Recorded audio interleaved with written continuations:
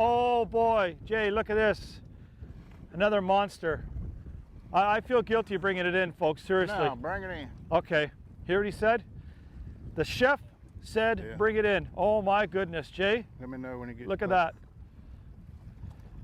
This week, we're back in Union Parish on Lake Darbonne. And this year I'm back to fish with Jay Stone and John Godwin, and we're gonna do something a little bit different. Long lining, but Jay's got a system that he's gonna show you that keeps the baits away from the boat, doesn't spook the crappie, and hopefully catch a big crappie. So the guys just pulled up. I'm gonna get ready to head over to them, get in their boat, and have some fun. Let's go see. So we get word that Karl's coming back, so I gotta go find some fish. I locate some fish, but there's only one problem. We have bad weather coming in. High winds, rain in the forecast, so we gotta put together a game plan. But I noticed early that morning the wind was gonna be light enough where we can try out our new planer board, planer cork, long lining technique. Well, you noticed on the graph we'd see the fish on our side image, and you'd see them, but they'd always be to the side in that shallow water, so they'd go around that boat. Right. It's a cork with a fin, and what that does, that allows you to get the baits away from the boat. You know, a lot of times we deal with spooky fish around here. They get hammered pretty hard. All right, what we have here is a miniature version of a planer board, okay?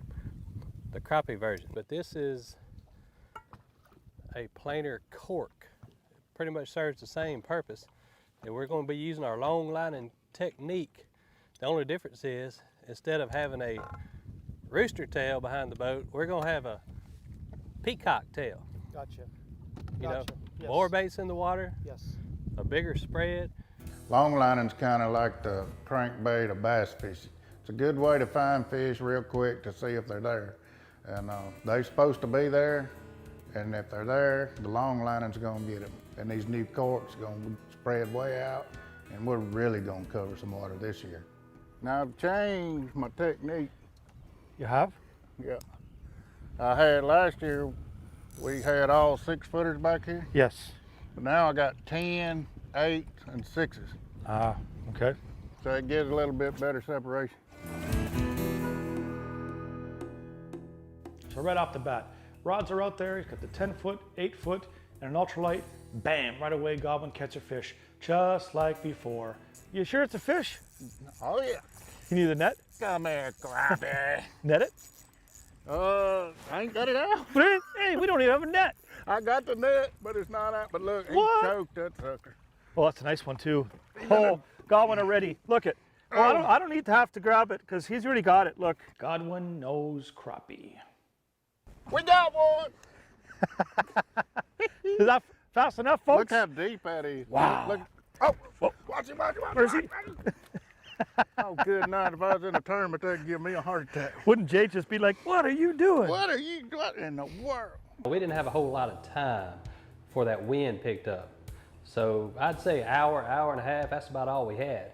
So I told Karl, I said, oh, we got to make hay while the sun's shining, so let's get out there and get after it. We got the poles out, we got the corks out, and we got on some good fish, which took a little pressure off of me. You know what? What the? That's a crappie. And Godwin goes, take your shoes off. Take my shoes off. You know what? Fish barefoot for crappie? All right. Karl got crappie. Crappie Karl. Oh, he's staying down too. Is it a good one or is it a cat? Oh, look at this thing. Oh, I think that's a good crappie. Where are you? Tuck on my line. Oh no, he looks like a good one, John. The barefoot system seems to be working. Barefoot. I'm gonna come in between here. Come on in here. We got it. Nice, nice. Wow. I'm liking this. And I have a 1/4 ounce slip sinker about a foot above that jig. Okay. So what that does is, when you're going 1 mile an hour, which is what we normally go long lining, you got about a 45-degree drag up underneath that cork. So if you want to fish 3 foot deep, you let out 6-foot line. Gotcha. One right here. Oh, you need a knitter? Here you go. Oh, look at Stone go. Another chunker too. Nice one, Jay. 2 systems, out to the side, out to the back. Boy, oh boy. Like a lawnmower cutting grass, right? Yep. A wide range. Great system. We cutting a good path. Here. I need Another one? help. Yeah, I got 2 of them. Uh-oh. Uh-oh. You have to put that net down. If he's too big. Godwin's got 2, I got none. How's that? And I think I'm still, no, I'm around his tip of his rod. Oh, are you? Yeah. Look at this. This is something, eh, Jay? Here. Rod definitely need to go towards me. Yeah, come back this way a bit, John. There's one. I think that's mine, yes? Or actually it's John's, but mine. And he scoops him in the boat like a big fat bass. We just sitting here giggling like a bunch of schoolgirls. Ain't crappie fishing fun. Rod's going off, stumps, net, wow. If you think this is easy, you're misled, because there's a system to this. It's not just throwing the bait out the back of the boat and hopefully, you know, you're not getting stuck. Hopefully fish sees your bait. You know, it's the right size bait, line, speed, control, everything, all those elements put together puts those fish in the boat. John, what again? You said 10 foot, 8 foot, 5 foot? Yeah, Okay. 10 foot on the ends, 8 foot in the middle, 6 foot on the inside. Okay. That gives you about 2 foot in between each one. Yeah. It's a little bit better, Yes. just a little better. See, the average guy will watch this and think, oh, they're just trolling, but you've got a lot of little things involved in the elements, right? Right. The size of the jig, the Yep. length of the poles. So it's not just pick up any rods and just drag them behind the boat. No, Right. right. You need to vary your weight on your jig head depending on the depth of water you're fishing. We're fishing 5 to 6 foot of water, so yeah, with speed too, we're using 16th ounce jig head. We used 1/32 and 1/16 last year, and we went to all 1/16 this year because the water's up a little bit. We've had a lot of rain, so we had to get down a little bit deeper because them fish were staging and up on the flat and staying close to the bottom. I got Godwin's rod. I have to give him his pole again. You know why? He's got another big oh boy, Jay, look at this. Another monster. I feel guilty of bringing it in, folks, seriously. No, bring it in. Okay, hear what he said? The chef said, Yeah. bring it in. Oh my goodness, Jay. Let me know when you get Look at close. that. Oh yeah. Oh, look at him. Beautiful crappie. There, I'll swing him. I'll swing him. I'll swing him. Godwin's fish. No! My swung. goodness. You talk about teamwork. Godwin's tying up my bait. See his rod go down. I lift up and a beautiful crappie. That's what friends do for friends when you're crappie fishing. That's right. If he's gonna cook them and I get to eat them, at least I can help him bring them in. You get the spider rigging so long, you get your casting gets Yes. kind of lacking. Yes, But once you start doing this again, you get pinpointed back in there. very much so. Yeah. The big one? He feels good. Okay. He feels good. I think you're over it. He's hung up in that line. Get over here. Look at him fight. My goodness. Come here, crappie. Oh, Lord. Got him. Oh, yes.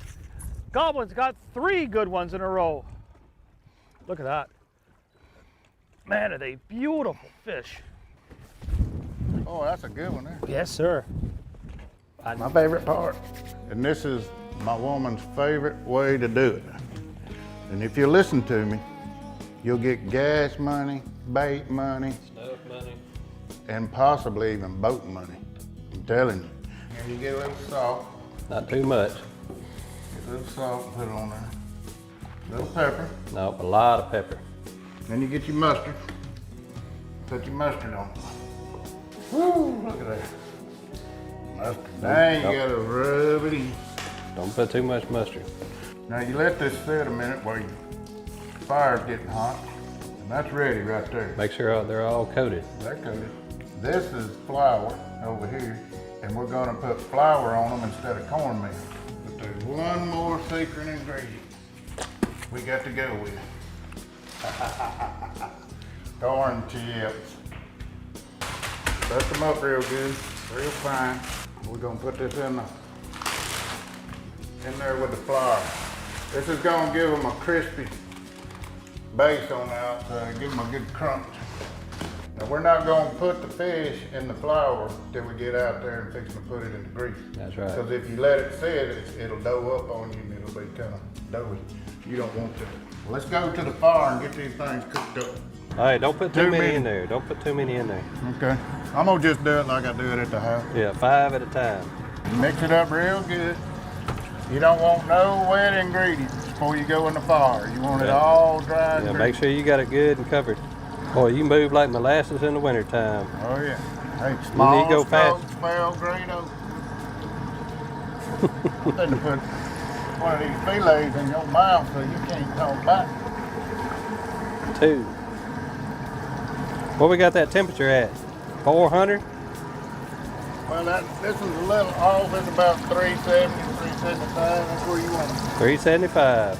Hurry up. That's why you go crappie fishing right here. That's why you go. This is mustard fried crappie. Compliments of Lake D'Arbonne. Watch this right here. Yeah, watch it.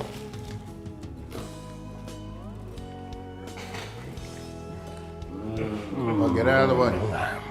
Get out of the way of that sauce. Subscribe to our YouTube channel and like us on all our pages dedicated to crappie in the links below in the description section of this video.